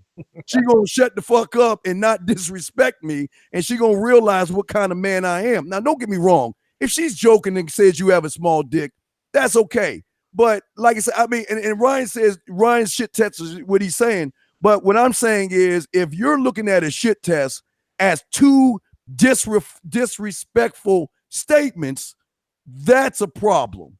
Yeah, once is a coincidence, twice is a trend. Yeah, there you go, Donovan. Yeah, I mean, you did not correct the behavior, which made her feel that she can do the next thing and dangle the pussy in your face. Now, I'm giving you an A because you stuck to your guns. What you need to do is get on your phone right now and text her and say this. Don't you ever disrespect me in public like that again, number one. And if I say I don't want you to spend a night, that's what I mean. And if you got a problem with that, goodbye. Well, you don't think it's a little late for that? Because right now he's been sitting on it for like 6 hours. If he texts back now, it's gonna look fucking weird. Then it's over. Dog, you're right. See, Ryan, there you go. If it's been 6 hours, Already over, bro. Yeah. You. Hey, dog, she don't respect you, man. Matter of fact, what she's doing right now, unfortunately, let me be real quick. She's calling up Donovan right now. A guy like Donovan. I was gonna say my phone is right now, bro. Is this your girl? What she doing? She calling a guy like Donovan up, and all she doing is complaining about you right now. And you know what he's saying? Girl, why don't you come over here and we can talk about it? You don't want that happening, man. No, you don't. Or I just tell her, stop complaining and come over here and tell me about it. Listen, I'm going to take this. I'm going to take this from another angle in terms of handling the whole. Hey, let me spend the night. I actually call it. Sales is a lot like running game on girls, and I spent a lot of time in the mattress industry. And the thing that customers always want add-ons. They want free delivery. They want free frame. They want free setup. Okay, fine. So the first thing they always want is free delivery, right? And the way I would do it is this. Hey, so we're spending, $700 on this mattress. Can we get it delivered today? Maybe. Can we get free delivery? You can, but if you want free delivery, then you're going to have to wait until tomorrow, right? So listen, you can either pay full price and get delivery right now, or you can get free delivery and just wait for tomorrow. If I'm going to give you something, you're going to give me something. You understand? I'll even take it to the home improvement business. I've sold $35,000, $40,000 roofs, right? And customers always ask for a discount because they're spending $45,000 on a roof, right? They say, okay, can I get a discount? Well, it really depends upon how long you can wait for your roof. Now they get to thinking, okay, well, what can you do for me? Well, if you can wait for 60 days, all right, I can give you a 10% discount. I can save you $4,500. Okay, can you do any better than that? I mean, if you can put a sign in your yard to advertise for 90 days, I can maybe do another $500 off. But after that, there's really nothing I can do. If I give you something, you have to give me something. I said all that to say this, caller, right? So she says, hey, I'm not going to sleep with you. I'm not coming over to have sex with you unless you allow me to spend the night. Counteroffer. Okay, well, listen, if you're spending the night, you're cooking me breakfast, right? Or you can even say it like this. Well, listen, every girl that spends the night here cooks me breakfast. Are you that girl? You put it right back on her. So she knows, okay, she tried to manipulate you by, okay, well, I'm going to see what he can do. But you put it right back on her because you know your value. Okay, listen, I don't mind you spending the night. But if I'm going to share, listen, I like sleeping by myself. If I'm going to share my bed with you, I'm going to get something out of it. Like me giving you the D, that's not for me. That's for you. That's advantage you. So you're getting the D and you get to spend the night. What do I get out of it? No, I want some scrambled eggs, bacon, sausage, and dry white toast. That's the price. And sucking my dick. You know what I'm saying? I mean, baby.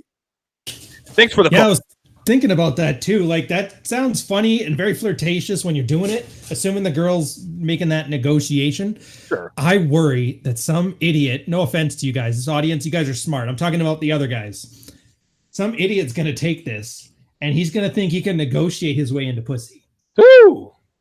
Where, like, what he's not seeing is when I see that, that's a girl giving you a test saying, I'd stay there, but I want to spend the night. You're like, fine, well, you're making me dinner then. And it's not a real negotiation. Like, you're just flirting. You don't mean the words. She doesn't mean the words. But if he goes in there thinking he can do this, and then as soon as the girl starts negotiating, she starts thinking with the frontal lobe instead of that hind brain, that lizard brain. Yes. Yeah. And you're not even, let's say, on the off chance that you manage to talk your way into it because she really needs a place to sleep. I'm hoping you're not picking up homeless chicks, by the way. If so, you've got other issues. Don't be running game of homeless bitches, man. They're gonna hit you with that every time, man. Yeah, they'll do it for a sandwich. I get that. But what the hell is wrong with me? No, but you're right though, yo. Cheeseburger, you know what I'm saying? I can get at this with a cheeseburger. All right, bet. Come on over. Yeah. Well, yeah, but the point is, if you're actually having to talk her into it, her desire is not there. So even if you get it, you're not getting anything that's any good. You're probably going to get that "Are you done yet?" speech 2 minutes into it, and I guarantee you, after that, you're not going to be done. I've never heard a guy had heard "Are you done?" and actually been able to keep it up. At that point, it's like you're fighting hard not to throw her through the damn window. Right? Exactly. So if it's at the point that she starts making demands, you've really got two choices, and you're going to cater this to whatever kind of confidence and charisma and game that you have. And it's exactly what Donnie did, and it's exactly what Steve did. If you notice, there's 3 different flavors of the same thing here. Right. Steve will nuke that shit because he doesn't have time for it.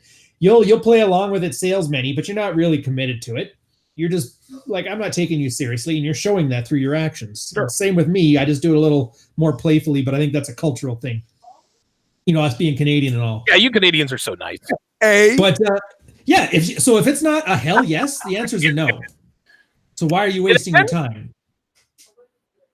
You said if the answer isn't hell yes, the answer is no, right? Yeah.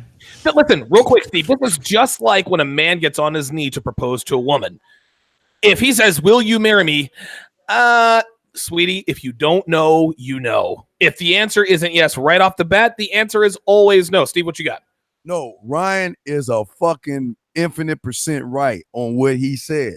The thing Infinite, damn it. Infinite, goddammit. The thing is this: don't beg and barter. What I'm saying is, if you smashing her ass the right way and her toes curl like the wicked witch who had the house fall on her ass, that's what I'm saying. If you smashing that ass correctly, she will be begging to come over. But like Ryan said, don't negotiate sex with a woman. Or like they all say, don't negotiate with terrorists. Don't negotiate sex with a woman. You know what I mean? But if you are smashing it right, where all she can think about is giving you ass, then she's going to come to you with reasons why she wants to come over instead of you negotiating. But no, Ryan, you're 1,000% right, my brother. Oh, I just lost like an infinite minus 1,000 on that one. Damn it. Come on, man. I was doing so well. Infinite, my brother. 1,000% infinite, if that's a fucking word. All right, let's go back to a question that a chatter asked. I think his name was John or Johnny John. Says, Donovan and colleagues, is there any way to recover from a super beta move at the beginning of getting to know a chick? She didn't want to meet up in her beta, bargained. Any strong move to regain value? Ooh, Ryan, I'll let you go that one first. Yeah, the next girl. Yeah, dude. I don't know that there's... We just finished talking for 10, 15, 20 minutes about not negotiating. And then his first question is, hey, can I salvage this with a good negotiation? No, you cannot. Listen, not only that, and the reason why the reason why you're asking us this, Johnny, John, or whatever your name is because the girl is hot, right? You have that abundance mindset. Listen, even when I was at the height of my superpowers in Las Vegas, dude, I failed shit tests all the time. I'm like, God damn it. I just did some beta shit right there because she had a fucking set of fake tits and I hadn't fucked a blonde in a month, right? Fuck it. I didn't try to rescue it. I went after the next, dude. I went after the next toe. And if I fucked up with that one, I went after the next one. There's girls all around. Steve, what are your thoughts on if you fuck it up in the beginning, can you salvage it? Is there a possibility or should you just not even try? You can kind of salvage the Titanic, but see, Ryan is infinite right on. He's right. And he's Back right. up to infinite. But you're infinite now. You're infinite now. I'm a it's my love dog. No, I'm a piggyback on what he's saying. Listen, while you were messing with the other women, you got everything to gain and nothing to lose. Just send her a text message, say, "What's up, sexy? Why don't you come over here and suck my dick?" Who gives a fuck? You know what I mean? You have nothing to lose anyway. You've already lost, so who knows? She might say, "Oh, you're an asshole," and she might start to dialogue back up. So, but Ryan is right. Leave her alone, let her go, but just use her as a crash test dummy. You ain't really got nothing to lose, so just talk a little bit. We call it yak. Talk a little bit of yak in her ear. Say, you know what? Hey, I'm gonna go. It was nice knowing you, but you know what I'm thinking? Why don't you come over here and suck my dick? What is she gonna say? No, she already said no, right, Ryan? So Pretty much. Yeah, she pretty much said it. So you already lost, but why not? Who cares? Go out with a bang. I like that. Can't go wrong with it. Not gonna lie. Either way you win. Either it happens and you salvaged it, or it doesn't work and you're that much number to rejection. Exactly. Yes. Go pee, dog. I love these things. Honestly, I like hearing it because I know Donovan, he's from Philly. You're from, where is it again? I'm Maryland, DC. Yeah. Oh, so this is all like Northeast Coast. This East Coast thing, totally new to me. Yeah, man. I'm a West Coaster through and through. So you can tell that's why my attitude is a little more laid back with this stuff because everybody's high and on Lululemons and shit. So no, it's all good. No, I'm just saying, see, the thing I want guys to see, Ryan, is that you snap, hey, Ryan, snap your fingers like this, dog. Snap your fingers. Snap your fingers. What is that? What does that mean right there? What does that noise? That means I want some skull. No, that means hey, Ryan, that means an 18-year-old just turned 19 somewhere in the world. That means they coming, dog. They coming. And then in 2 months, guys, you're gonna get a new batch of pussy coming to college. So y'all don't worry about these goddamn women. If she bleeds once a month, don't worry about it. Put your bid in, talk to other women, but realize that sometimes, Ryan, the sun stars align up and you might, even though he might lost it, he might say something a little more asshole-like. Get her attention to be like, I can't believe you're talking to me that way, but yet she's like, well, what are you doing right now? You know, you just. Why am I turned on, even though I should be pissed? You know, that's where a shit test comes in. Because right there, she has to make sure that you're the real deal. She's got to bite the gold, Ryan. She's got to bite. It's not after she called your dick little and then wanted to ride home. No offense to the caller. You're good people. I'm just saying. You got a small dick. Can I get a ride? What's wrong with you? If I get a place to stay, I might even rub up on you a little bit. All right. Let's go to the phone lines, man. Area code 616. You're on live with the red line. Go ahead. If it's a homeless chick, the answer is no. Oh, they hung up. Oh, a homeless chick. I feel bad now. I thought I had this one. She was the one. Listen, we have cheeseburgers. Call back. We got you covered. She just got off of meth for me. She was special. Oh my god. Yeah, I guess to finish that first thought with the other guy, there's really here's the thing. The earlier in an interaction you fail a shit test, the less you're never going to be able to recover that, right? The earlier you fail a shit test, the harder it is to come back from that, right? Now, I'm not perfect. Every once in a while, I fail shit tests, but I've got 3 years of, I don't want to use this word alpha cred, but I've got 3 years of equity built up with Devin, right? So I can fail a shit test here and there, but I can't start to fail them too much more. I can't start to fail them consistently. Otherwise, the shit tests become more and more passable. But if I met Devin, what was Devin's first ever shit test? Damn, I forgot. Dude, honestly, it's been so long. When she strolled up half naked into your studio and started playing around with the shoes. Oh my God, that shit fucking pissed me. Dude, yeah, see, that's the thing, man. Like my temper, I have such a hair-triggered temper. I just don't have time for shit tests. I'm like, fuck you. How dare you wear a teddy? I'm on the air with my nerds online. Damn it. I'm talking to the incels, God damn it. Crazy. But I think I forget the first shit test she ever. Oh, this is funny. So I sent her a picture of my Philadelphia Eagles hat because I'm in Philly. I'm an Eagles fan, and in the shot, I didn't even plan this. Right? It was sitting on my desk. I said, by the way, I'm an Eagles fan, and in the shot was my American Express card and the keys to my Audi. She says, "Oh, you're trying to compensate for something." You want to know what my answer was? There was no answer. I wasn't here for it. That wasn't on purpose. That just happened to be in the shot. What if I said, "No, I'm not. I'm not compensating for anything." Dude, I just ignored it. What kind of things do you like to watch on TV? That's all there is to it, man. I like it. Mm-hmm. Hey, you know what? Shutting the fuck up. If you don't have a perfect answer, shut the fuck up. Never did you know wrong. If you won't lose ground. You won't gain any ground, but you won't lose ground. Yes. Somebody said in the chat, you cannot talk yourself into pussy, but you can damn sure talk yourself out of it. True words never spoken.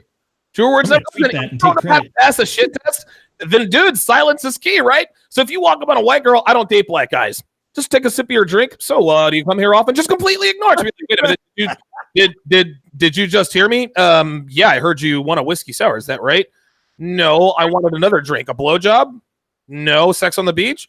No. Okay, so do you date black guys or do you want a blowjob? Like what's going on here? Dude, now all of a sudden she's like, okay, this guy is different and now I'm interested.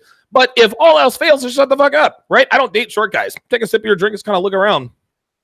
Yeah, I don't either. Yeah. That's what I was about to say, Ryan. That's a good one. I don't date black guys. Hey, we have something in common. I don't date black guys either.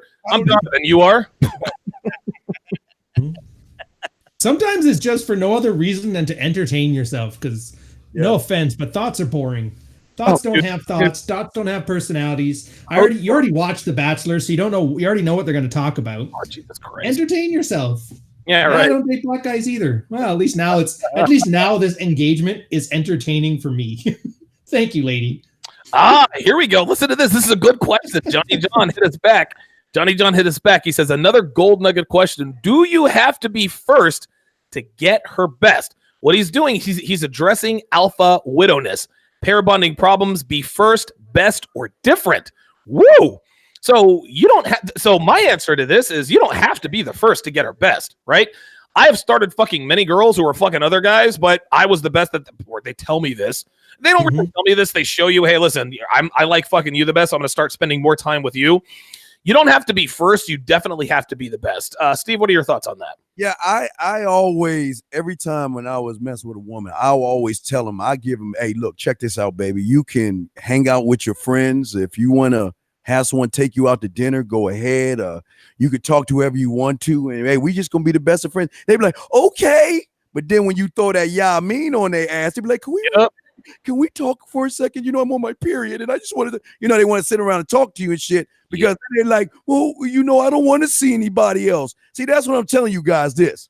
Let them go. Tell them, listen, when you know that you are great at what you do, especially in the bedroom, let her go. Negotiate listen, do what you want to do. Hang out with who you want to hang out with. And then when she gets a sample of what you can do, because guys, think about this. Guys, if y'all not making women play with their pussy in the first 2 or 3 days, we're in this day and age, man, y'all tripping, dog. Because once you make them play with their pussy and submit it over the phone, stuff, all over with. Yeah, it's all over with because then they all fucked up in their head. They're like, well, can we talk? I mean, I know you said that I want to go see people, but I don't want to see anybody. And then guess what's going to happen?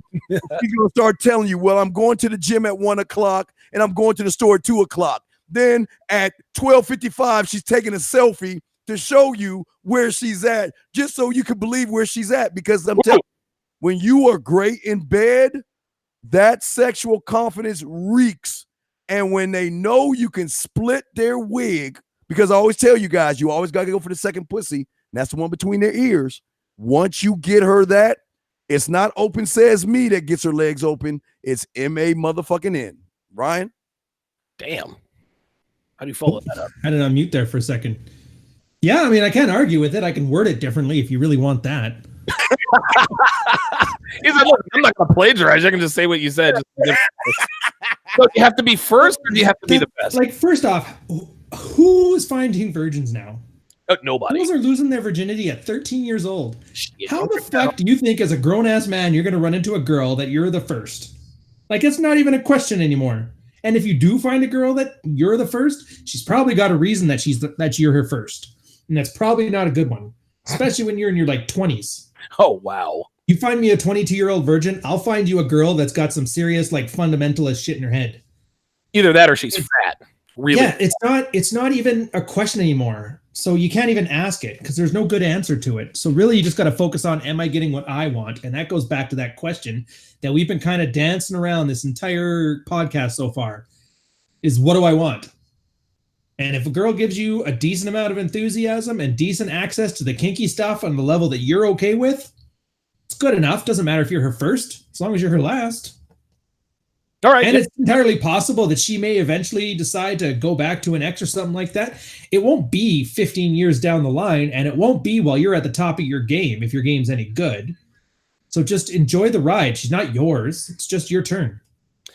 Well said. You know, a 22-year-old girl who's a virgin is like a senior at Duke who's the projected #1 overall pick, right? With the sports ball. No, here we go. Listen, if you really are that good, this is the knock on college basketball and the one and done thing. If you're so good, right? He's a third-year guy. He spent all 4 years in college. You want to know what scouts start to think?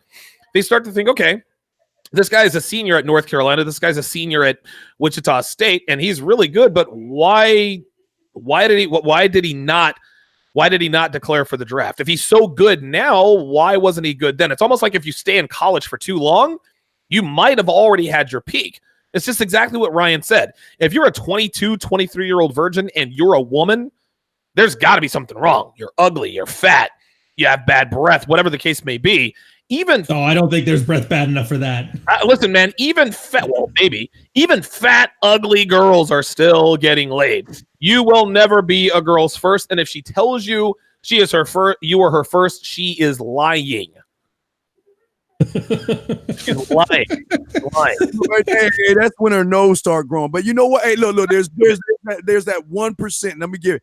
I've messed with a lot of Middle Eastern chicks. You know, sometimes some of those Middle Eastern chicks, they like wait to get hand it off and meet. Passed around.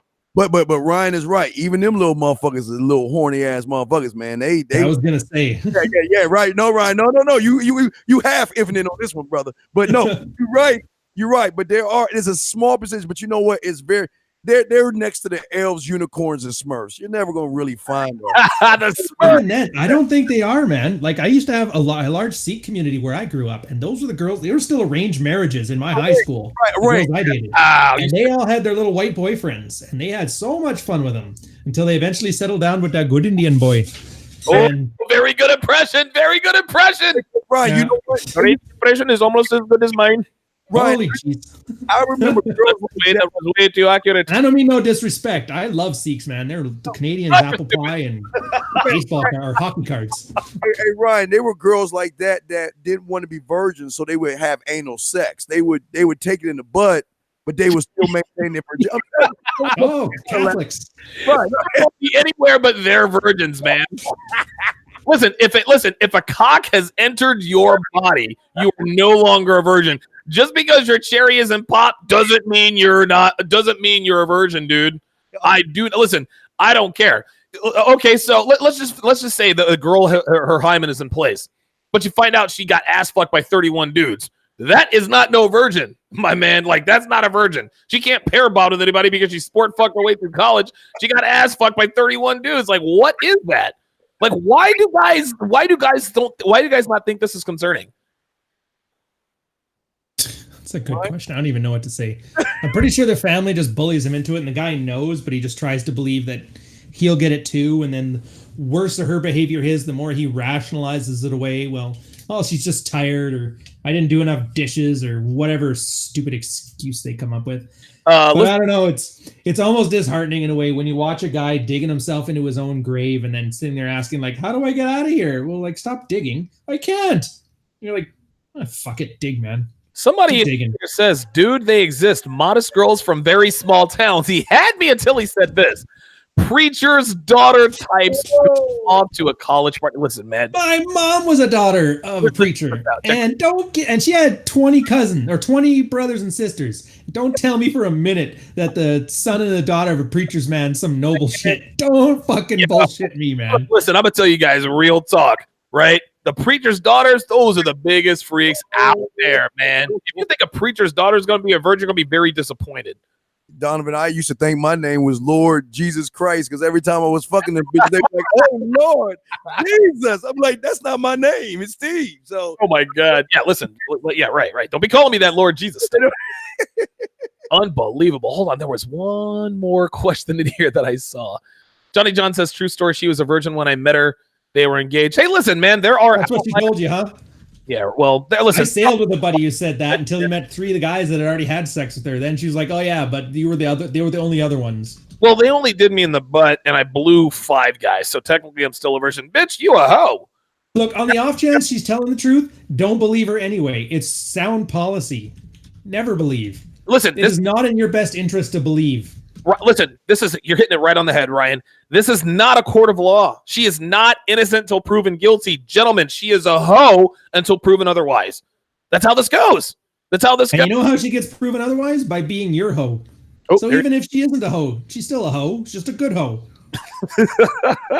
Hey, Ryan, don't be calling my bitches hoes. I don't mean anything by it. I just don't know their names individually. Don't be calling my hoe slut. Right, exactly. Y'all need to show some respect in this motherfucker. So put some respect on my name. Freelance Ronan says preacher's daughters usually be fucking. Of course they fuck first, man. Dude, when the preacher's daughter goes off to college, bruh, like she's the first one who gets the train ran on her, right? Preacher's daughter is the first one who does the orgy. The preacher's daughter is the one who goes and fuck. Man, I can tell you stories from college. Unbelievable. We've got the pimp Bible in this motherfucker tearing her asshole. Look, Eric Extraordinaire is tearing her asshole up and waiting for marriage. Dude, anal fissures are no joke, man. That's not even funny. Oh, Jesus Christ. That's dangerous. God. You can get blood poisoning from that. Dude, hey, that's how that happens. Be a doctor. That's how that happens. It's going to lead to the hymen breaks. I don't know, too much ass fucking maybe. Man, the chat is wilding out. This motherfucker was already demonetized. I don't see any other callers in here. We've been on for an hour and 45. I guess we can go ahead. Yeah, time flies when you're having fun. I guess we can go ahead and leave it right there. Steve, any last words? Last thing I want to say to y'all guys is make sure y'all check us out tomorrow.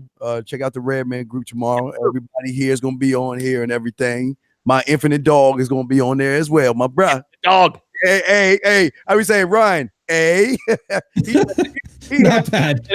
Yeah, he had because Toronto beat Golden State probably. Anyway, but what I just want to say to y'all guys out there, man, support the movement, support Donovan, support Ryan, soak up all the information. I know Ryan has a show called is it Breakfast? What is it? Red Morning. Red Mornings. Check breakfast. Yeah, Red Morning. Excuse me. I didn't know. Check him out in the morning. Check out Donovan when he's doing. Support these guys any way you can, and tell 5 of your motherfucking friends. Let's keep the movement going. That's all I want. I like it, Ryan. What you got? Yeah, same thing. And on top of that, where we're talking about all this stuff, and you guys are thinking, who are these fuckers, and why the hell do they act like they know what they're talking about?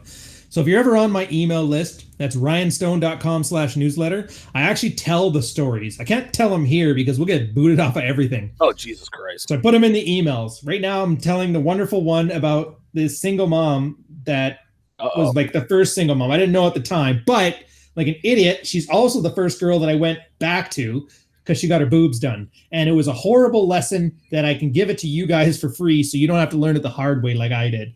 And on top of that, a great story at the end of it where she was having sex with one of my students in Fleet School. So that's on the email list. I'm 2 parts of 5 in there right now. The other one's going out in the morning, and I'm trying to get them all up before the end of the weekend. So sign up. Stuff. Yeah, tomorrow on the Redman group, it's going to be us 3, along with MLD and Black Label Logic. We're going to be talking about the things that hold men back from reaching their true potential. One of those things is women. So you guys will definitely want to stay tuned for that. Thanks for tuning in, guys. Didn't really have much phone call. Didn't really have too many phone calls, but I think tonight was great fun. Thanks for watching, guys, and we will see you guys all bright and early at 11 a.m. Same bat time, different bat time, same bat channel. Peace out.